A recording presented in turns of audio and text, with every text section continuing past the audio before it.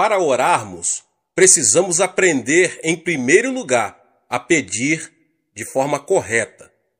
Embora seja verdade que Deus sabe de tudo, não podemos ter a atitude de que não é necessário pedir, porque Ele já sabe de tudo que precisamos. Algumas pessoas pensam que não precisamos pedir por causa do versículo de Mateus. Não vos assemelheis, pois a eles, porque Deus, o vosso Pai, sabe o de que tendes necessidade, antes que lhe o peçais. Mateus 6:8. Mas para entendermos corretamente esse verso, precisamos examinar seu contexto bíblico. Além disso, Jesus havia dito: e orando, não useis de vãs repetições, como os gentios, porque presumem que pelo seu muito falar serão ouvidos. Mateus 6:7.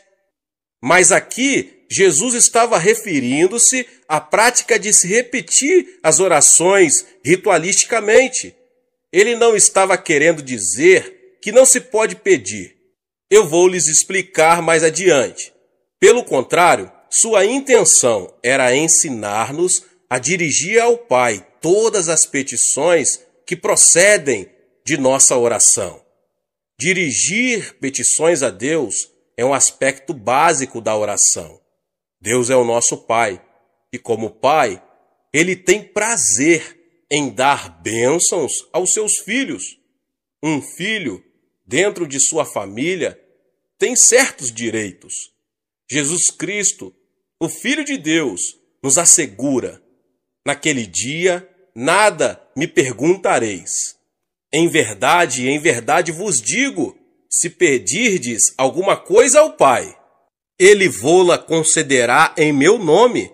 Até agora nada tendes pedido em meu nome.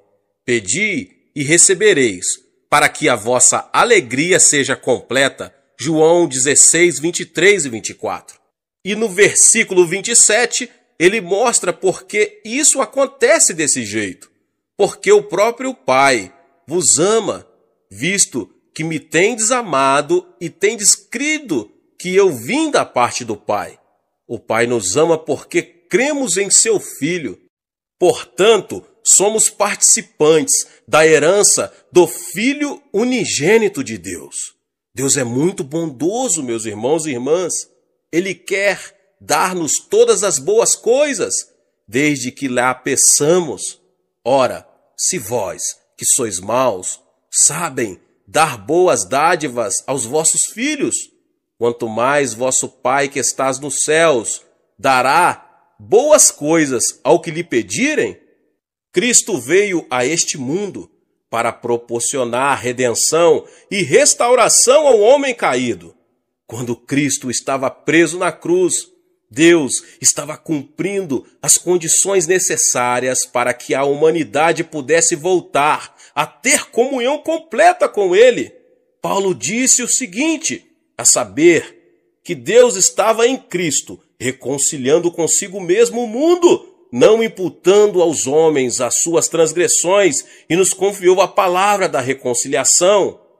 Com base na obra reconciliadora do Pai, todos nós temos a possibilidade de sermos salvos. Mas a salvação tem que ser pregada até os confins da terra, oferecendo a todos os homens a oportunidade de aceitarem ou rejeitarem o Evangelho, a boa nova de que o preço já foi pago e que todos os homens podem ter acesso direto a Deus. Mas para receber essa grande bênção da salvação, os homens terão que pedi-la.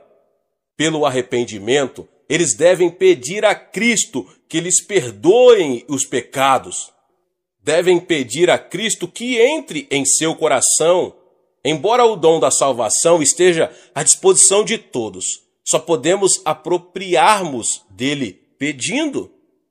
E não é somente a regeneração que obtemos pela petição.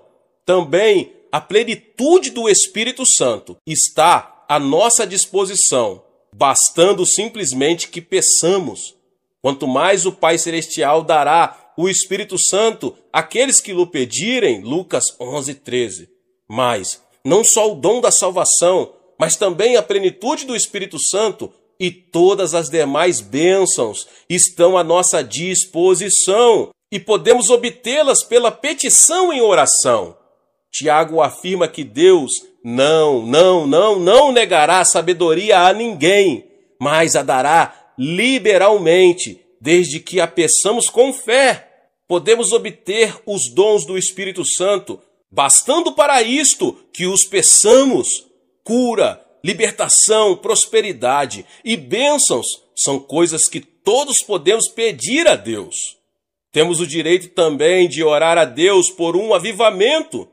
Pedir ao Senhor chuva no tempo das chuvas serôdias, ao Senhor, que faz as nuvens de chuva, dá aos homens aguaceiro. Zacarias 10:1.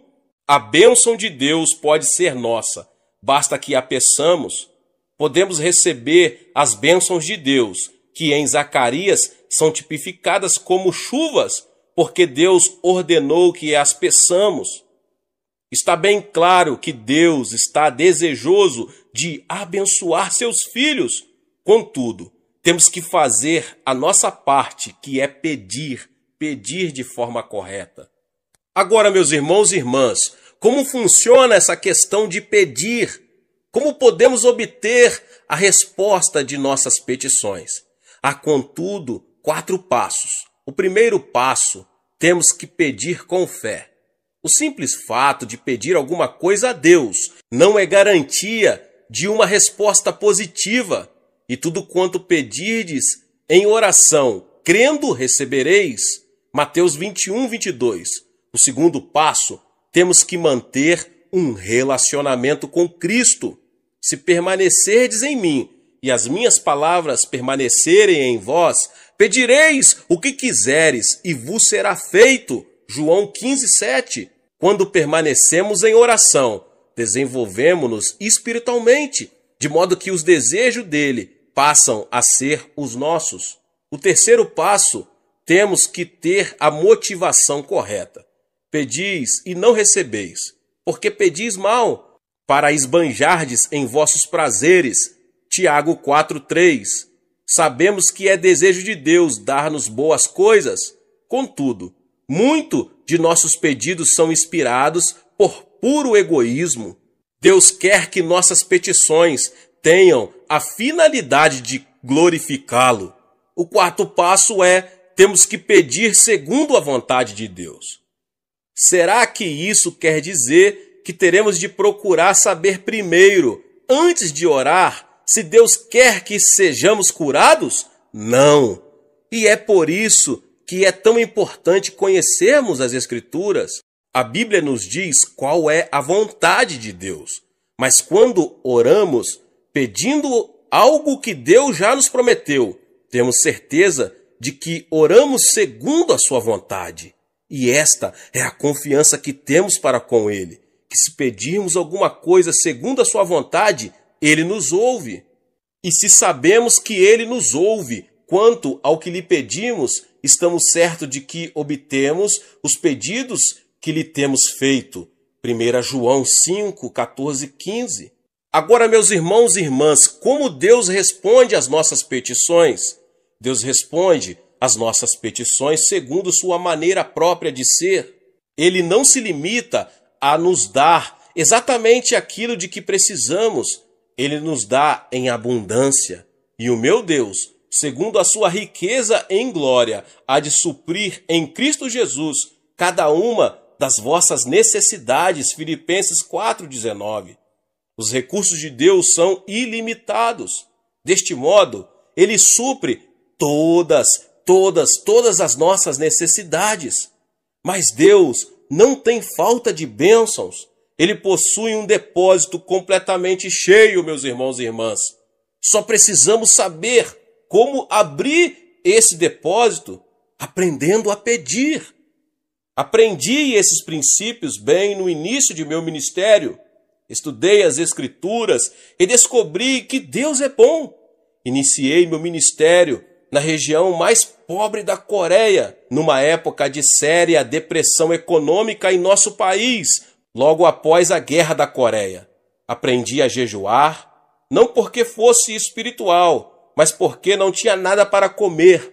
E através da oração e da leitura da palavra de Deus, entendi que Deus não era o Deus apenas da Europa e dos Estados Unidos.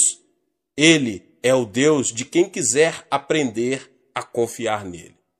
Há uma experiência que já contei muitas outras vezes, mas sempre alguém que nunca ouviu. Se você não ouviu, ouça agora mesmo.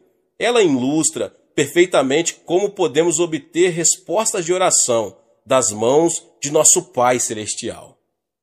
Quando iniciei meu ministério, ainda era solteiro e morava num pequeno cômodo.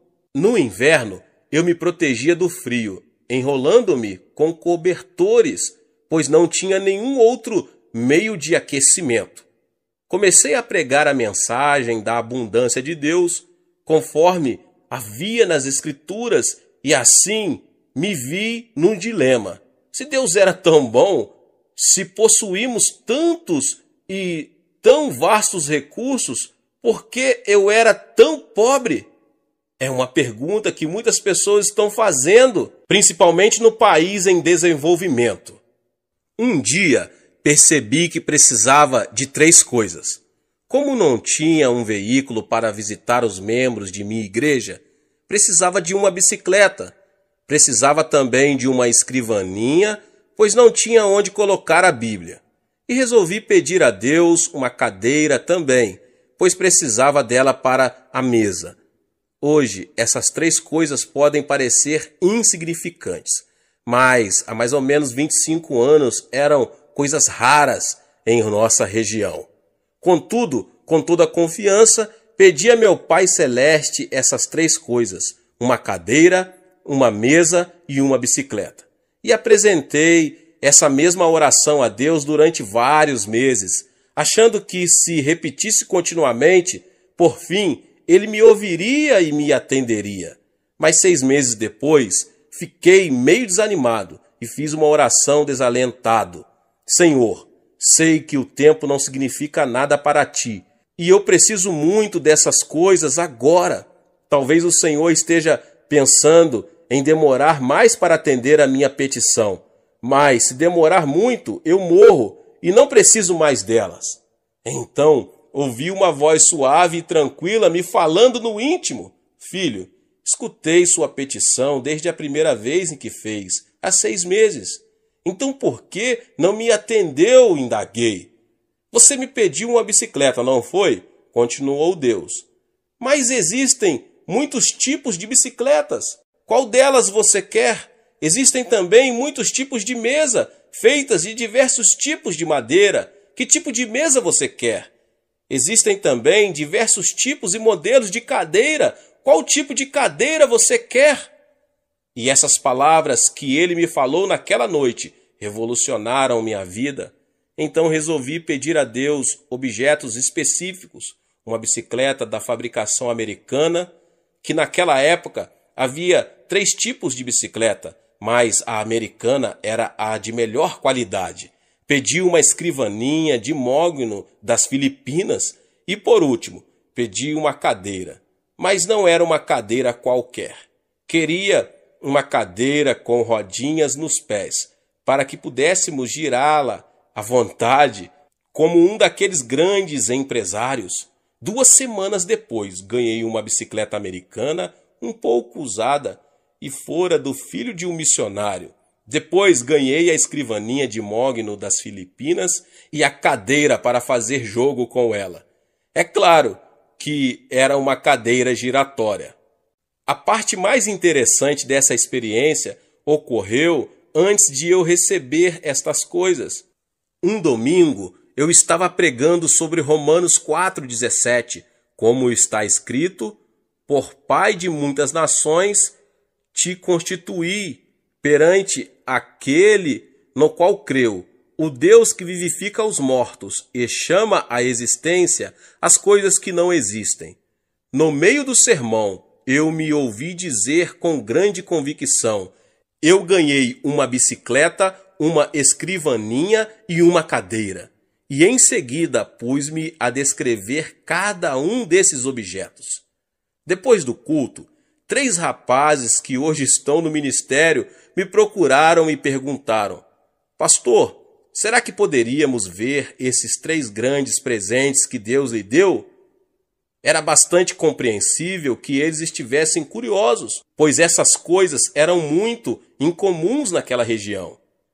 A caminho de casa, comecei a me preocupar com o que ia dizer aqueles jovens quando vissem meu cômodo vazio.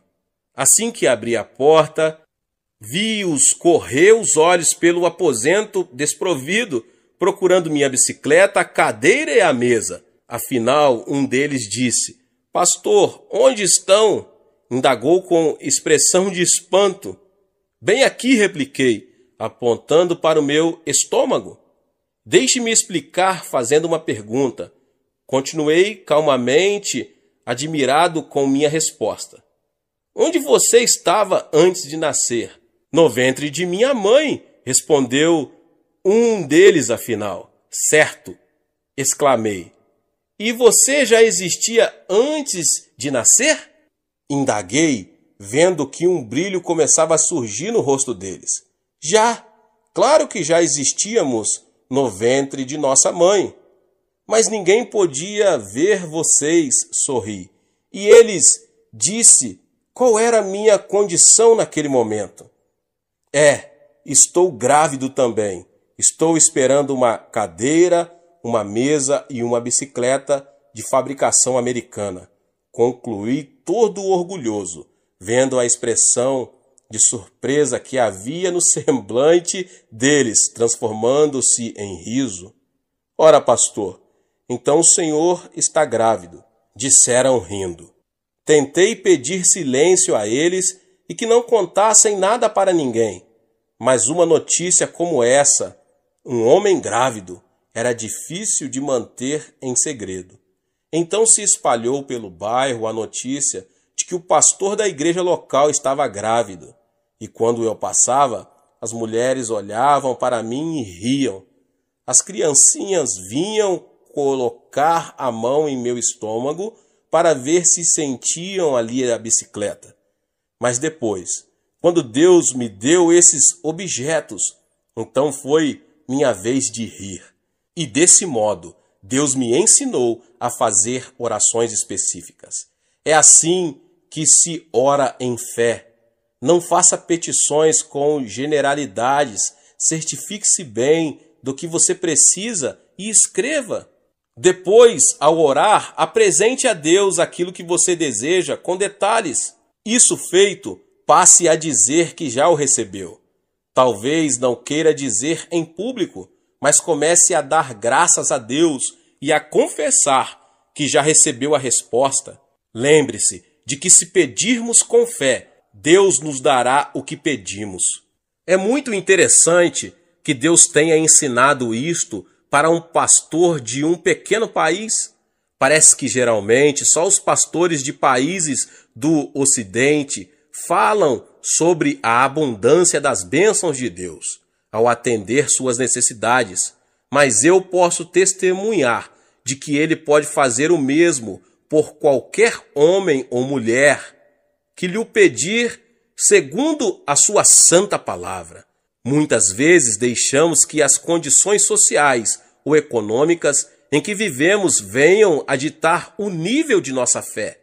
É por isso que devemos pedir a Deus que amplie nossa visão e nossos sonhos, já que estes são a linguagem do Espírito Santo.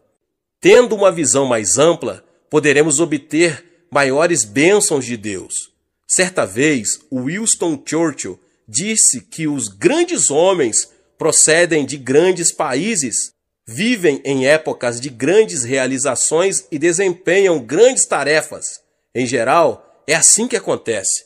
Contudo, meus irmãos e irmãs, Jesus Cristo, o Filho de Deus, veio de um país fraco e pequeno, Israel, e na época em que ele viveu, sua terra estava sob o domínio do Império Romano. Embora ele tenha realizado a maior de todas as tarefas, certamente não viveu numa época de grandes realizações para o povo de Israel. E, no entanto, ele constituiu o ponto central de toda a história. Não importa quem você é, você pode causar um grande impacto. Sua vida pode mudar seu país ou o mundo se você souber fazer a oração de petição. Deus deseja dar-nos muito mais do que imaginamos. Peça a Deus o dom que lhe possibilitará ter o maior impacto na situação em que você se encontra. Não se contente com uma situação comum. Sou de uma família pobre e de um país pobre e vivia em circunstâncias adversas. Apesar disso, nunca tive de abrir caminho à força para chegar diante dos grandes deste mundo. O dom da graça que Deus me concedeu tem me colocado diante de reis, rainhas, presidentes e de muitos mais notáveis líderes mundiais. Se Deus fez isso por mim, pode fazer por você também. Mesmo que você, que agora ouve essa mensagem, vive num país pobre da América Latina, sua vida pode deixar uma marca profunda nesse país e no mundo. Onde quer que você esteja agora, Deus pode e quer usá-lo para ajudar a atear o fogo do avivamento que irá varrer a África, a Ásia, a Europa, a América. Peça e você receberá, mas peça com fé, em o nome de Jesus. Deus disse a Moisés o seguinte: de lá buscarás ao Senhor teu Deus, e o acharás, quando o buscares de todo o teu coração e de toda a tua alma. Deuteronômio 4:29. O homem foi criado com o impulso de buscar comunhão com Deus. Existe nele um vazio que não pode ser preenchido com nada, a não ser uma genuína comunhão com Deus. Por mais que ele adquira coisas, elas nunca poderão tomar o lugar dessa comunhão, que preenche a própria essência do ser, dando-lhe um objetivo para a vida e alimentando sua alma. Deus criou Adão e instilou nele o fôlego da vida. Ele foi um ser físico antes de ser espiritual. Esta dimensão espiritual lhe deu a capacidade de manter comunhão e intercâmbio com Deus no meio do jardim, na virada do dia. Ao pecar, o homem perdeu essa possibilidade. Mas Deus ainda desejava manter comunhão com ele, e então tomou a iniciativa em Abrão. Este veio a ser o pai, Abraão, de todos os fiéis que iriam ter a oportunidade de manter comunhão com Deus. Mais tarde, Deus manifestou sua presença física na terra, através do tabernáculo de Moisés. Contudo, com poucas exceções, só o sumo sacerdote podia entrar na terceira divisão do tabernáculo, que era chamado o Santo dos Santos. No reinado de Davi, assim que ele foi aclamado rei de Israel, a primeira coisa que fez foi mandar trazer para o local de culto de Israel a Arca da Aliança, que era símbolo da presença de Deus. Entretanto, ao invés de recolocá-la ao tabernáculo, ele deveria, por ordem de Deus, erigir uma casa própria em Sião, onde Davi morava. Pois o Senhor escolheu a Sião, preferiu-a por sua morada. Salmos 132:13. Em Sião, Deus teria um contato direto com Israel e manteria comunhão com seu povo. Todavia, a adoração que o povo prestava a Deus voltou a assumir um estilo ritualístico. E Deus, mais uma vez, tomou a iniciativa de restaurar a comunhão com o homem, vindo ao mundo na pessoa de Jesus Cristo. Hoje, na era da Igreja, Deus nos deu o Espírito Santo, para que pudéssemos manter comunhão com o Pai e o Filho. Jesus disse: Ele me glorificará, porque há de receber do que é meu e vou-lo-á de anunciar. Tudo quanto o Pai tem é meu, por isso é que vos disse que há de receber do que é meu e vou-lo-á de anunciar. João 16, 14 e 15. E depois ele diz mais: aquele que tem os meus mandamentos e os guarda, esse é o que me ama, e aquele que me ama será amado por meu Pai, e eu também o amarei e me manifestarei a ele. João 14, 21. E no versículo 23 ele diz: se alguém me ama, guardará a minha palavra, e o meu Pai o amará, e viremos para ele e faremos nele morada.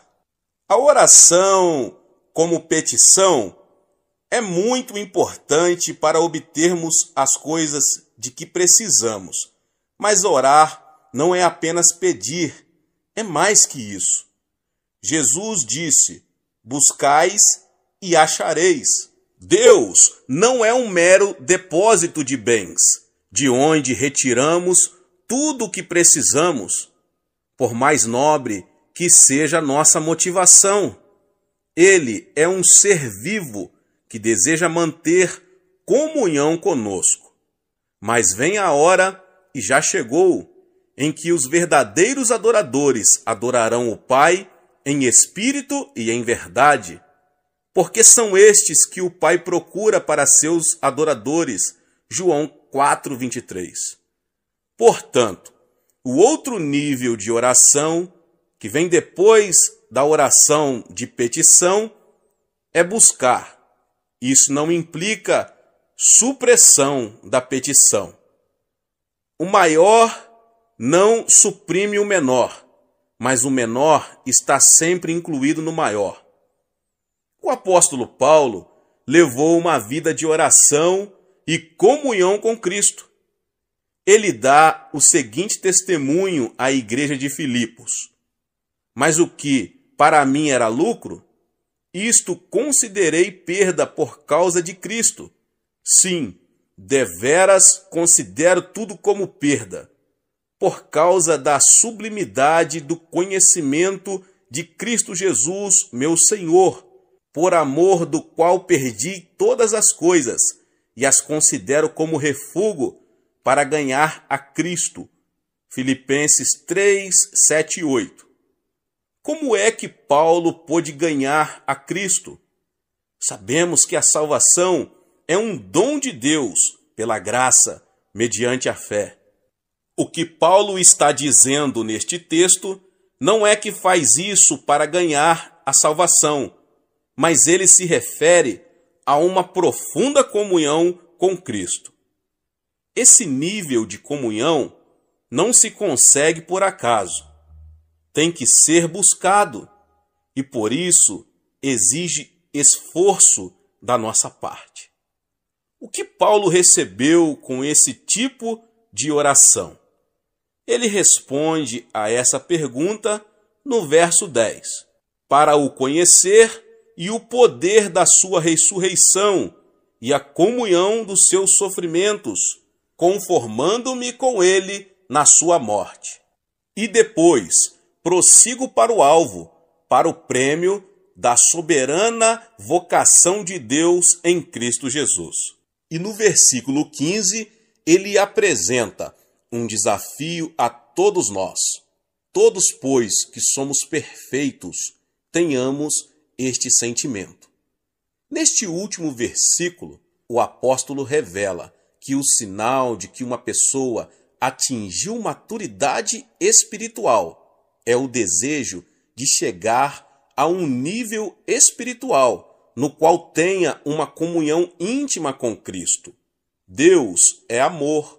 O amor precisa ser extravasado através da comunhão. Assim sendo, a própria natureza de Deus exige uma coisa que nós temos o privilégio de dar a Ele: comunhão. Eu não preciso de um despertador para me acordar todos os dias, pouco antes das 5 da manhã. Apenas escuto uma batida à porta do meu coração, e isso automaticamente me desperta. Aí eu ouço o Senhor dizer: Xô, está na nossa hora, quero ter comunhão com você. Mas esse permanente relacionamento com Cristo não começou por uma simples resposta a uma petição. O que buscamos? Temos que buscar o Senhor, pois nele estão todas as bênçãos mais preciosas, em quem todos os tesouros da sabedoria e do conhecimento estão ocultos. Colossenses 2:3. Em Colossenses, Paulo apresenta a igreja como um campo riquíssimo. Nesse campo está escondido um grande tesouro. Mas não se trata de um tesouro material, e sim espiritual, sabedoria e conhecimento. Quando um recém-convertido ora, normalmente recorre ao trono de Deus em momentos de grandes dificuldades. Assim sendo, buscam a Deus querendo alguma coisa. Isso é bom e é muito importante. Deus quer que peçamos a Ele as coisas. Contudo, algumas pessoas veem a Cristo apenas como se Ele fosse um armazém, aonde vão com uma lista de compras para obter bênçãos de que precisam. Entretanto, todos os grandes mistérios, os tesouros de conhecimento, a fonte da alegria total e completa, essência do amor, estão em Cristo, esperando-nos como um tesouro escondido. Os que forem sábios venderão tudo que possuem e comprarão o terreno para que possam adquirir aquele tesouro. Moisés afirmou o seguinte: as coisas encobertas pertencem ao Senhor, nosso Deus, porém as reveladas nos pertencem a nós e a nossos filhos para sempre. Deuteronômio 29:29. Existem coisas que todos podem ver nas Escrituras, mas Deus quer levar-nos a uma comunhão tão íntima com Ele, que Ele possa revelar-nos seus tesouros mais profundos de sabedoria e conhecimento. Um tesouro não teria valor algum se fosse de fácil acesso a todos. Assim também, o tesouro espiritual de Deus é alcançado pela busca em oração. Aprendi já há muitos anos que precisamos esforçar-nos para encontrar os tesouros que Deus deseja mostrar-nos. Eu amo os que me amam, os que me procuram me acham. Riquezas e honra estão comigo, bens duráveis e justiça.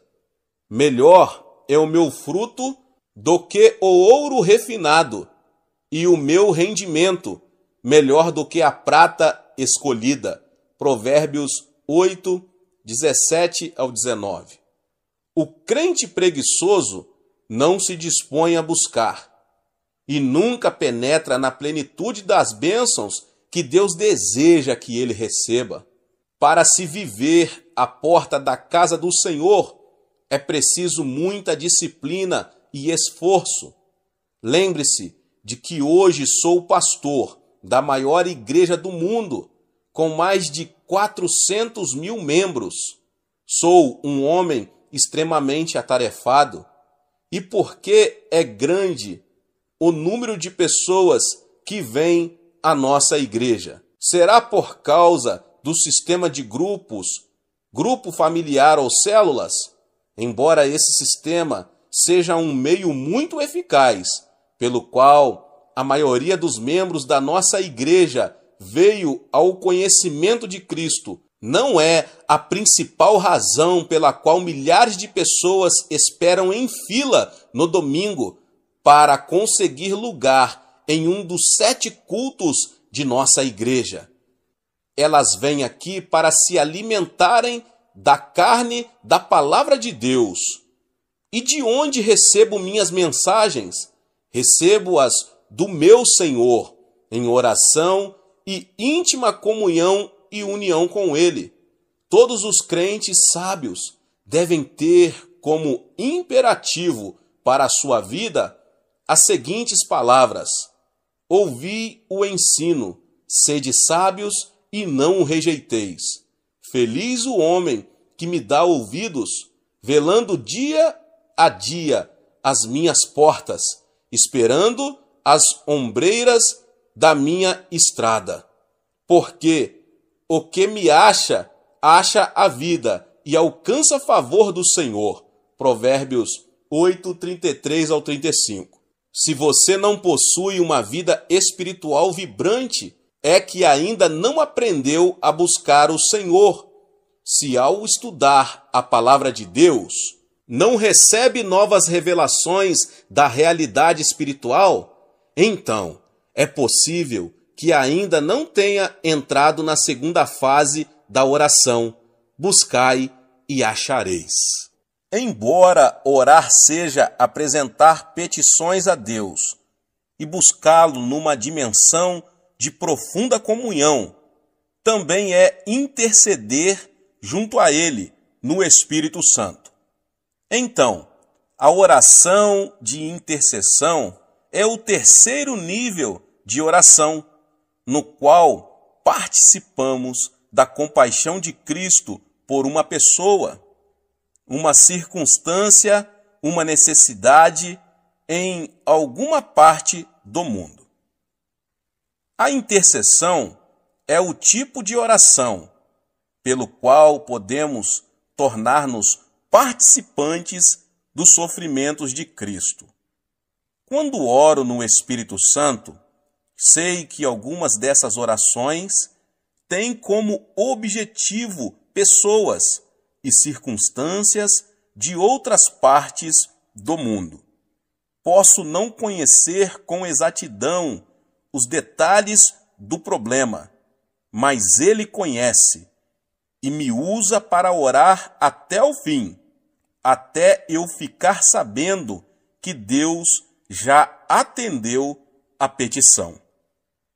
Um amigo missionário narrou-me um fato miraculoso que mostra a importância da intercessão. Um grupo de missionários estava viajando num deserto da África. A certa altura, sobreveio-lhes um forte vendaval que os obrigou a mudar a rota. 2 dias depois, seu suprimento de água acabou. Ficaram a vaguear pelo deserto, sofrendo desidratação. De repente, deram com um poço de água e foram salvos. Mais tarde, voltando a esse lugar onde tinham sido salvos, constataram que o poço não existia. Na ocasião em que estavam passando por aquela necessidade, alguém estivera intercedendo em oração e Deus fizera um milagre. Em 1965, conheci uma senhora que me relatou sua experiência de intercessão em favor de nossa igreja. Após fundar minha primeira igreja, que ficava numa localidade afastada de Seul, comecei um trabalho pioneiro para a organização de uma igreja no centro da capital. 20 anos antes de eu começar essa igreja em Seul, aquela senhora tinha tido 3 visões dela. Após cada uma das visões, ela intercedeu por nós no Espírito. Na ocasião em que ela orava, 1944. O país ainda estava debaixo da ocupação japonesa e não havia ainda qualquer plano acerca da igreja. Mas o Espírito Santo sabia que essa igreja, que se chamava de Igreja de Sudaemon, por causa do local onde se situava, iria tornar-se a igreja central do Evangelho pleno. Deus usou aquela senhora fiel numa oração de intercessão para levar o Espírito Santo a pairar sobre essa área muitos anos antes que a visão viesse a se concretizar. E quando o Espírito paira sobre uma região, ele tem consigo toda a dinâmica da vida, assim como uma semente, no plano material, tem consigo a vida e dá origem a ela. Esse ponto é muito importante, e por isso que desejo estender-me um pouco mais nele. Na concepção de uma criança, o óvulo da mãe e o espermatozoide do homem já trazem consigo um complexo código, que é, na verdade, uma estrutura básica do que aquele indivíduo será no futuro, determinado por esse código genético. Quando o Espírito Santo produz vida, grande parte da dinâmica dessa vida é determinada pela vontade de Deus e implementada pelo Espírito Santo. Em 1944, ninguém imaginava que no futuro Deus ergueria no centro de Seul uma igreja que seria o meio pelo qual toda a nação coreana iria receber o Evangelho. Mas o Espírito Santo sabia, pois conhece a mente de Deus. Por isso, ele despertou uma fiel intercessora que iria orar no Espírito 20 anos antes de tornar-se evidente a realidade pela qual intercedia. Essa senhora viu a igreja, viu que ela seria a maior igreja do mundo. Ela teve a mesma experiência de Simeão e Ana, em Lucas, no capítulo 2. Eles reconheceram que a criança que se achava diante deles naquele momento e que tinha apenas 8 dias de nascida seria o Messias de Israel. Agora, quais são as qualidades de um intercessor? Simeão constitui um exemplo perfeito das qualidades que o intercessor deve possuir. Em primeiro lugar, ele era um homem de oração. A pessoa que quiser entrar no ministério de intercessão tem que ser dedicada à oração. Em segundo lugar, ele era paciente. A Bíblia diz que Simeão aguardava a consolação de Israel, enquanto a maioria das pessoas aguardava uma solução política. Ele sabia que a solução para o problema do povo de Israel seria espiritual. Assim sendo, poderia esperar muitos anos para ver a resposta de suas orações. Em terceiro lugar, ele era cheio do Espírito Santo. Só uma pessoa que possui o Espírito Santo pode suportar o peso da oração da intercessão. Em quarto lugar, ele confiava. Simeão tinha recebido a revelação de que veria a resposta de suas orações antes de morrer. Então ele passou a ir ao templo todos os dias, fielmente, durante anos e anos, até que chegou finalmente a ocasião em que Cristo foi apresentado ali. Em quinto lugar, ele era um homem de visão. A profecia que ele fez sobre o Cristo menino deixou José e Maria maravilhados. Portanto, ele estava enxergando a realidade de Cristo, mais do que a própria mãe dele e do que o pai adotivo.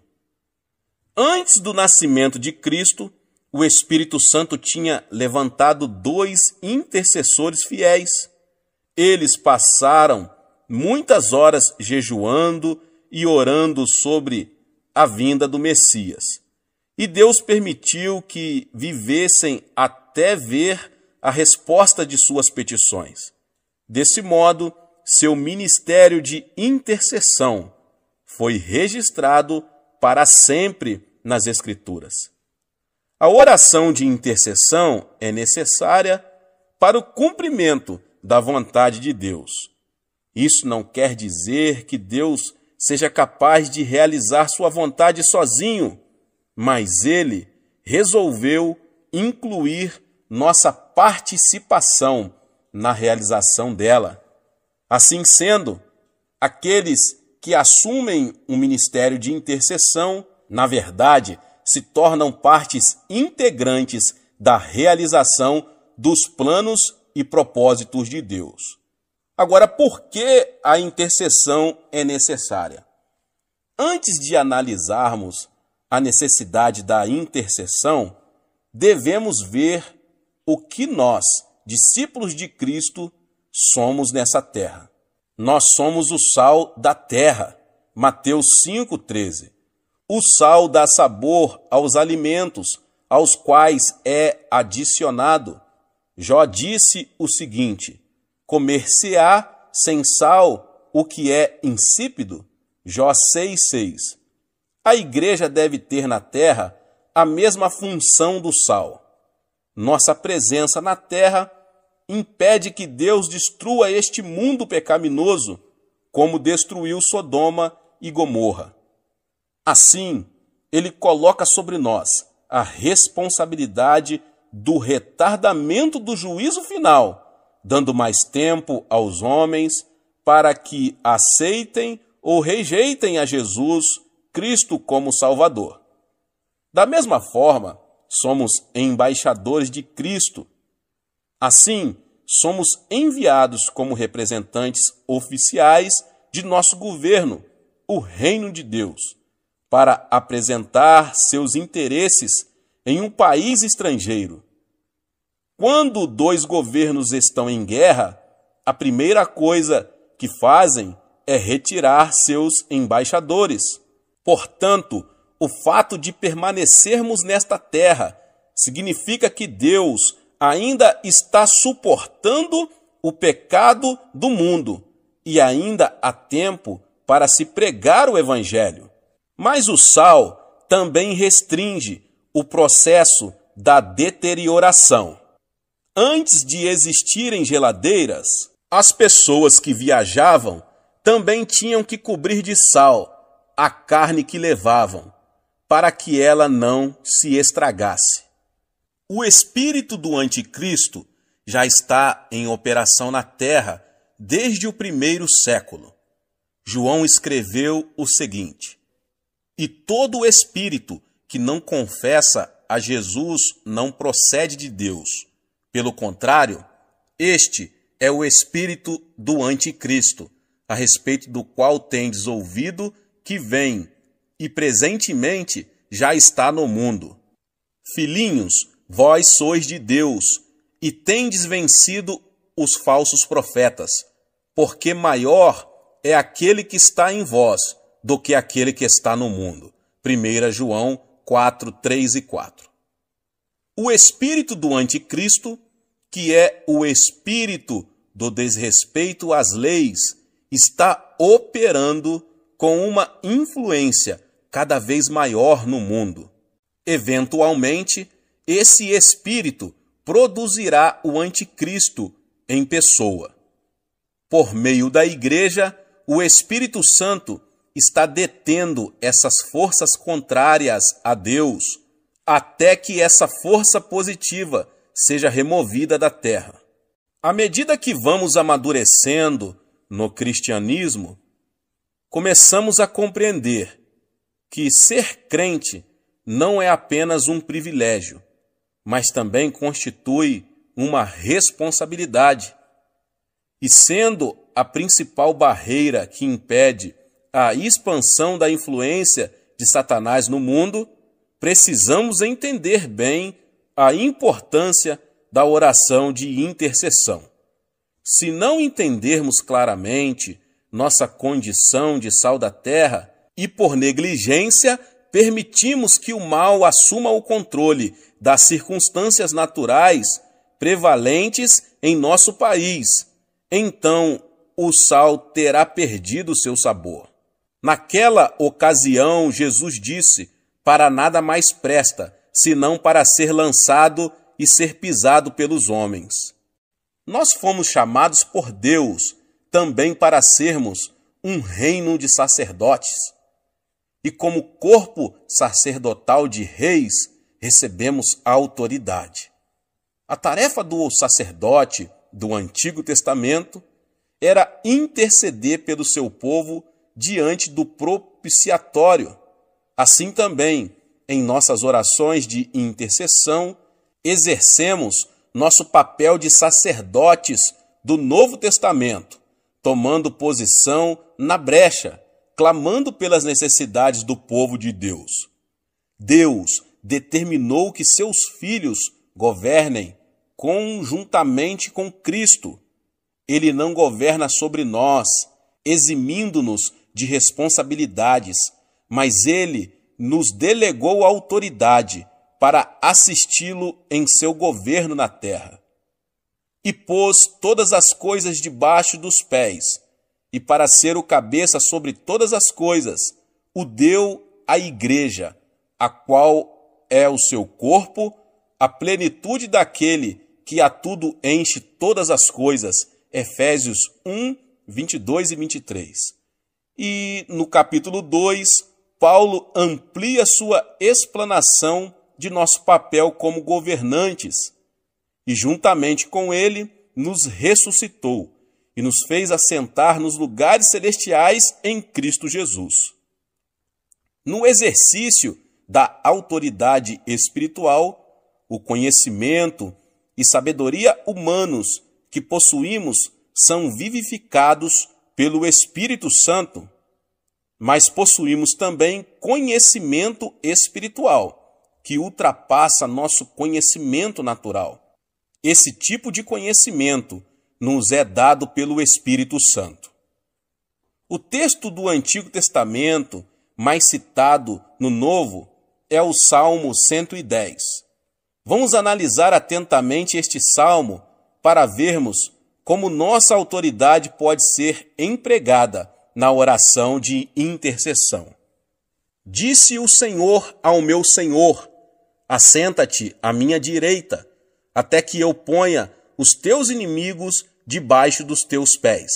O Senhor enviará de Sião o cedro do seu poder, dizendo: domina entre os teus inimigos. Apresentar-se-á voluntariamente o teu povo no dia do teu poder, com santos ornamentos, com o orvalho emergindo da aurora, serão os teus jovens. O Senhor jurou e não se arrependerá. Tu és sacerdote para sempre, segundo a ordem de Melquisedeque. O Senhor, à tua direita, no dia da sua ira, esmagará os reis. Ele julga entre as nações, enche-as de cadáveres, esmagará cabeças por toda a terra. De caminho, bebe na torrente e passa de cabeça erguida. Nesse importante salmo, Cristo é apresentado como o supremo governante da terra e como sumo sacerdote, segundo a ordem espiritual de Melquisedeque. O autor do livro de Hebreus amplia mais o papel de Cristo como sacerdote espiritual, vivendo para sempre para interceder por eles. O governo de Cristo se revestirá de características bem peculiares, pois que governará sobre seus inimigos. Davi, quando era rei, no meio de seus inimigos, possuía um trono físico. Assim também, Cristo, que se acha no pleno controle de tudo, sem contudo possuir os tronos físicos do poder terreno. Assim sendo, a maneira pela qual o mundo experimenta o domínio de Cristo nas atuais circunstâncias é pelo exercício da autoridade da Igreja. Agora que já entendemos nossa posição espiritual neste mundo, como sal da terra, sacerdotes reais e coparticipantes do governo de Cristo, vejamos como funciona a intercessão e por que ela é necessária. Como vimos na oração que Daniel fez, Satanás faz oposição à vontade de Deus, não somente naquilo que diz respeito à igreja, mas em tudo que se relaciona com o mundo. Tendo recebido autoridade sobre esta era, Satanás é chamado de o Deus deste século. Ele dirige todo o seu poder contra o povo de Deus, que, como já vimos, é chamado a exercitar a autoridade de Cristo. Sabendo que a igreja é o principal obstáculo às suas pretensões na terra, Satanás se esforça para nos devorar como um leão que ruge. Entretanto, o evangelho tem que ser pregado e as nações têm que chegar ao conhecimento de Cristo. Vemos aí dois interesses conflitantes. E como vemos pelo estudo da história, quando há conflito de interesse entre as nações, surgem as guerras. Pela intercessão, o crente passa a exercer sua função sacerdotal, pela qual ele oferece uma base terrena a Deus, para que promova seus interesses. Esta era tornou-se um campo de batalha entre duas forças oponentes, mas Deus possui um grupo seu em terra estrangeira que pode fazer com que a influência da eternidade penetre nesta era. Dessa forma, este mundo natural pode ser conquistado e passa a estar sob o domínio do reino de Deus. Quando Israel estava guerreando contra seus inimigos, Moisés levantou as mãos, mas na hora em que ele abaixava as mãos, Israel era derrotado. Isso é um símbolo claro da prática da intercessão. Existe um preço na intercessão. Antes de compreendermos o preço da oração intercessória, precisamos entender o sofrimento atual de Cristo. Quando Saulo estava viajando para Damasco, ele viu uma luz fortíssima. Enquanto seus companheiros de viagem ouviam um trovão, ele ouviu claramente uma voz do céu que indagava: Saulo, Saulo, por que me persegues? E a resposta dele foi: Quem és, Senhor? E Cristo respondeu: Eu sou Jesus, a quem tu persegues. Saulo, que mais tarde passou a ser chamado Paulo, nunca pensara que estivera perseguindo a Jesus Cristo. Perseguia apenas a igreja. Contudo, o Senhor não lhe perguntou por que estava perseguindo o seu povo. Perguntou por que Paulo perseguia a ele. Nós somos o corpo de Cristo. Tudo que nós, que somos membros dele, sentimos, ele sendo a cabeça, sente também. As dores que nós sentimos, na realidade, não são percebidas na superfície do corpo, no local afetado, mas no cérebro que fica em nossa cabeça. O cérebro projeta a dor para a parte do corpo que está afetada, para que seja tomada a providência necessária. Assim acontece também com o corpo de Cristo. Ele sente tudo o que sentimos, ele sofre o que sofremos, mas sendo a cabeça, o sofrimento dele é mais intenso. É verdade que as pessoas que podem infligir-nos maior sofrimento são as que estão mais perto de nós. Infelizmente, alguns crentes voltam para o mundo, rejeitando o precioso Senhor que os salvou. Lemos em Hebreus que, de novo, estão crucificando para si mesmos o Filho de Deus e expondo-no à ignomínia. Hebreus 6,6. Portanto, cada vez que um crente se volta para o mundo, Cristo sofre novamente o que passou na cruz. Pela oração de intercessão, o crente participa dos sofrimentos de Cristo com relação a um determinado problema de seu corpo. Certa ocasião, um pregador estava dirigindo uma campanha evangelística em larga escala na África. Um dia, ele acordou no meio da noite em prantos. Começou a orar e viu-se repetindo várias e várias vezes um nome desconhecido. Horas depois, o fardo da intercessão se desfez, depois de ele haver orado muito tempo em meio à grande agonia. Então, ele encerrou sua oração.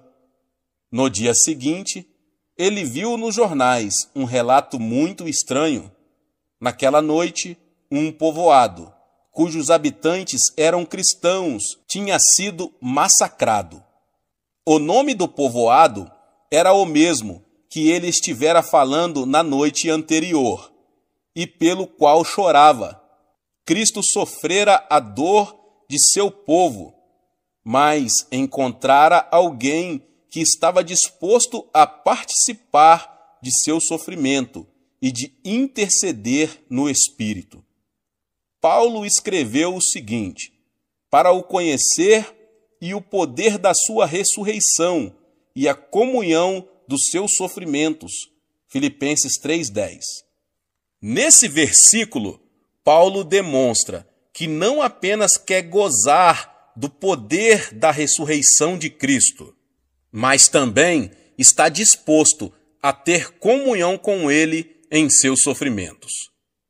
Em nossa igreja, dispusemo-nos a iniciar um ministério de intercessão. Já aprendemos a exercitar a oração da petição e estamos vendo nossas necessidades serem atendidas. Praticamos também a oração devocional, de modo que gozamos de comunhão com nosso maravilhoso Senhor. Mas estamos ainda mais comprometidos com a oração de intercessão, de modo que estamos presenciando um avivamento em nossa terra e o veremos no mundo todo. Não existe nenhum outro lugar da terra onde se saiba que milhares de pessoas estão jejuando e orando continuamente, entre 3 e 10 mil pessoas. Estamos encarando seriamente a batalha que Deus nos mandou travar. Estamos utilizando com toda seriedade as armas espirituais que nos garantirão a vitória. Sabemos perfeitamente qual é o campo de batalha, o coração de todos os homens do mundo, e estamos convencidos de que partilharemos da vitória final com o Rei da Glória. Quais portas adentramos ao fazer orações de intercessão? Além da sua função comum, como meio de entrada numa casa ou prédio, a porta é usada metaforicamente como entrada para uma experiência espiritual ou para uma oportunidade. Por isso, Jesus disse: "Eu sou a porta." Ele é o meio pelo qual o homem pode chegar ao Pai. Paulo empregou essa palavra como uma entrada para uma oportunidade. Ele disse: "Ora, quando cheguei a Troade para pregar o Evangelho de Cristo, e uma porta se me abriu no Senhor, não tive, contudo, tranquilidade no meu espírito." 2 Coríntios 2, 12 e 13.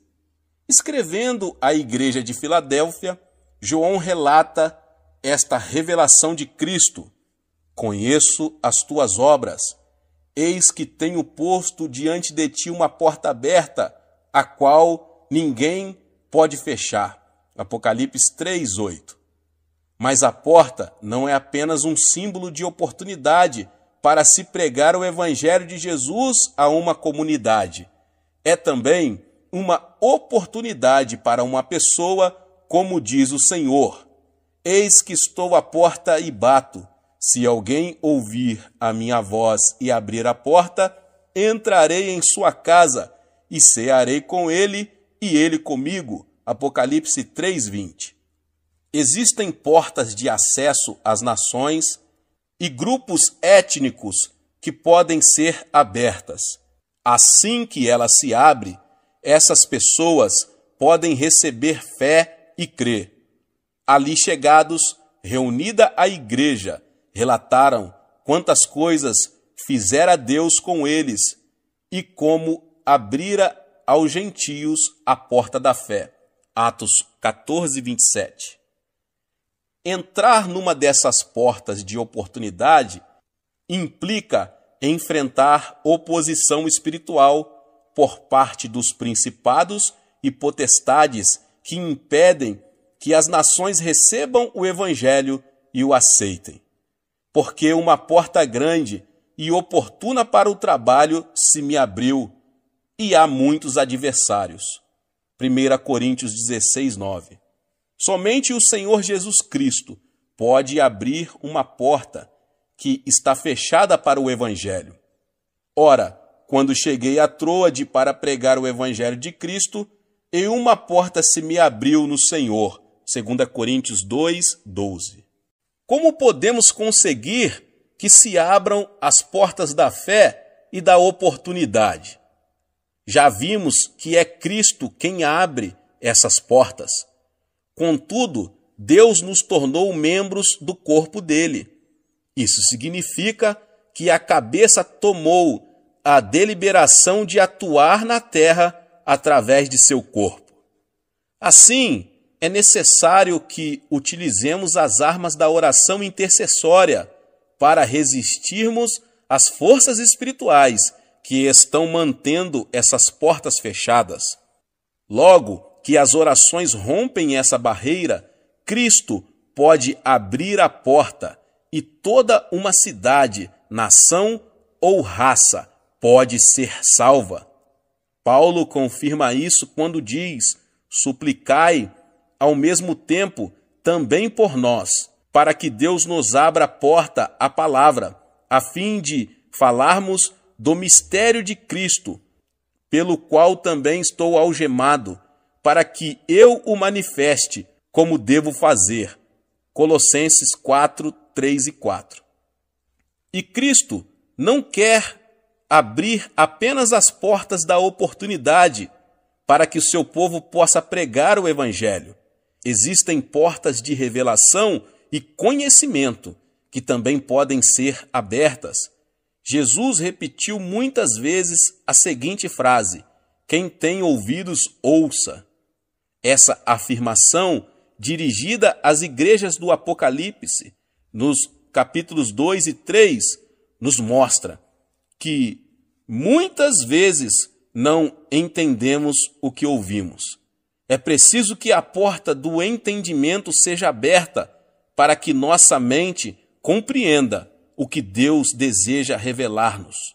Depois destas coisas, olhei, e eis não somente uma porta aberta no céu, como também a primeira voz que ouvi, como de trombeta, ao falar comigo, dizendo: sobe para aqui, e te mostrarei o que deve acontecer depois destas coisas.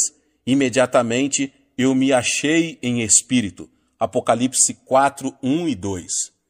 Vimos no livro de Atos que Deus pode abrir uma porta de oportunidade e mantê-la aberta para que preguemos o evangelho sem empecilhos.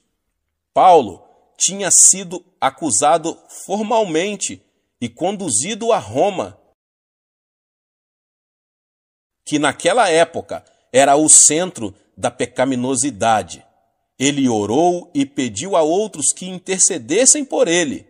Por fim, abriu-se ali uma porta, pois 2 anos permaneceu Paulo na sua prova, onde recebia todos os que o procuravam, pregando o reino de Deus e com toda a intrepidez, sem impedimento algum, ensinava as coisas referentes ao Senhor Jesus Cristo. Atos 28, 30 e 31. E assim termina o livro de Atos. É importante observar que o Espírito Santo encerra o livro, como que deixando uma porta aberta. Naturalmente, muita gente sabe que o livro não tem um fecho gramatical bem definido. Podemos deduzir isso, já que Lucas, sendo médico, deveria ter um bom domínio do grego, que ele ainda está sendo escrito, pois a igreja ainda está realizando os atos do Espírito Santo. Embora saibamos que, ao final, Paulo foi executado, o fato é que a história oficial da igreja primitiva conclui com uma nota positiva. Depois que Deus abre a porta da oportunidade espiritual, ninguém pode proibir a pregação do Evangelho. Deus pode, inclusive, bloquear a oposição que emana de nossos próprios irmãos em Cristo. É uma pena que tenhamos de desperdiçar tantas energias devido à falta de unidade dentro da igreja. Em vez de o povo de Deus lutar contra vosso verdadeiro inimigo, o diabo, muitos se opõem uns aos outros.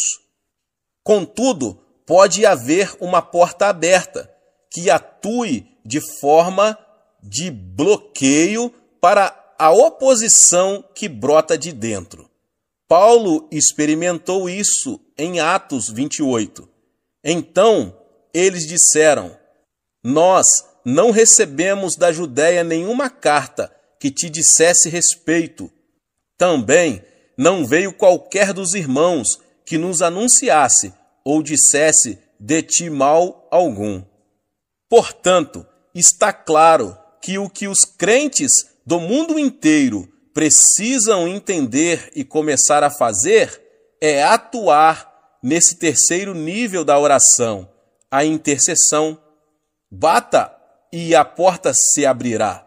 Como já afirmei, não podemos fazer uma distinção muito exata entre os 3 tipos de oração. Podemos fazer petições, ter comunhão e intercessão no mesmo momento de oração. É difícil interceder sem ter comunhão com Cristo. Nossas petições serão mais eficazes na comunhão. E a intercessão implica fazer petições e ter comunhão. Contudo, se entendermos mais claramente esses 3 tipos de oração, poderemos orar com maior eficiência. Quando novos convertidos, encaramos a oração como um meio pelo qual podemos receber bênçãos de Deus. Com o passar do tempo, vamos amadurecendo espiritualmente e desejamos mais que isso.